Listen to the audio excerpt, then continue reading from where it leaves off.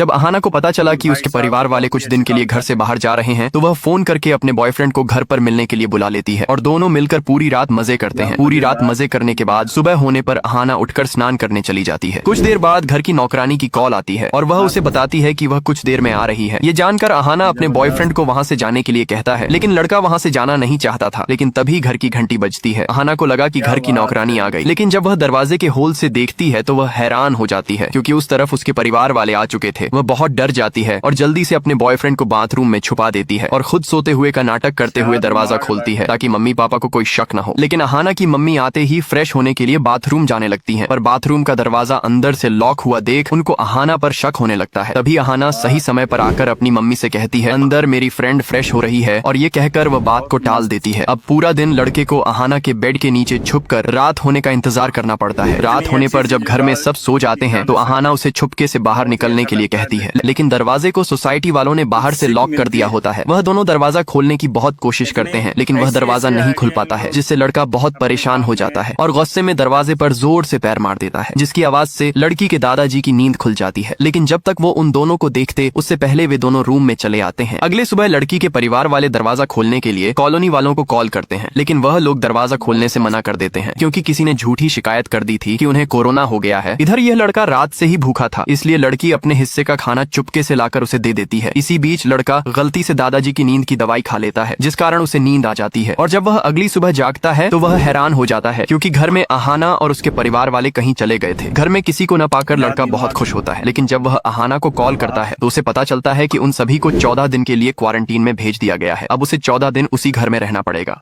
लड़का जैसे तैसे करके 14 दिन वहां गुजार लेता है। 14 दिन बाद जब अहाना घर आती है तो वह खुश होने के बजाय बहुत परेशान थी। जब लड़का परेशान होने की वजह पूछता है तो अहाना बताती है कि वह प्रेग्नेंट है। यह सुनकर वह भी परेशान हो जाता है, लेकिन वह अहाना से पूछता है, ये कैसे हो सकता है? हमने तो सिर्फ एक बार किया था और उस दिन भी मैंने प्रोटेक्शन यूज किया था, तो तुम प्रेग्नेंट कैसे हो सकती हो? हर्ष के ऐसे बोलने पर अहाना बहुत नाराज हो जाती है क्योंकि उसे लगा था कि वो दोनों मिलकर इस समस्या का हल निकाल लेंगे, पर हर्ष तो उल्टा उस पर ही शक कर रहा था। इसलिए अब अहाना उसे अपने घर से बाहर निकलने के लिए कहती है। इतने में उसके मम्मी पापा लड़के को देख लेते हैं, जिनसे वे दोनों हैरान हो जाते हैं क्योंकि उन्हें इस लड़के के बारे में कुछ नहीं पता होता कि वह उसके घर में उसकी बेटी के साथ क्या कर रहा था। वे अहाना से इस लड़के के बारे में पूछते हैं तो अहाना रोते हुए बताती है कि मैं प्रेग्नेंट हूँ। ये सुनकर वे सभी भी परेशान हो जाते हैं, लेकिन अब कर भी क्या सकते हैं? अहाना के पेरेंट्स लड़के को मारपीट कर वहाँ से निकाल देते हैं। उस दिन के बाद लड़का पूरी तरह से उदास रहने लगता है। उसे इस बात की भी चिंता हो रही थी कि अहाना अपने परिवार का सामना कैसे कर रही होगी। अब हर्ष को ऐसी हालत में देख उसकी मम्मी भी परेशान होने लगती है, इसलिए वह हर्ष के दोस्त को कॉल करके पता करती है कि आखिर बात क्या है। तब उसे अहाना और उसकी प्रेगनेंसी के बारे में पता चलता है। पहले तो उसे भी बहुत गुस्सा आता है, लेकिन बाद में वह हर्ष को लेकर अहाना के घर आ जाती है और अहाना के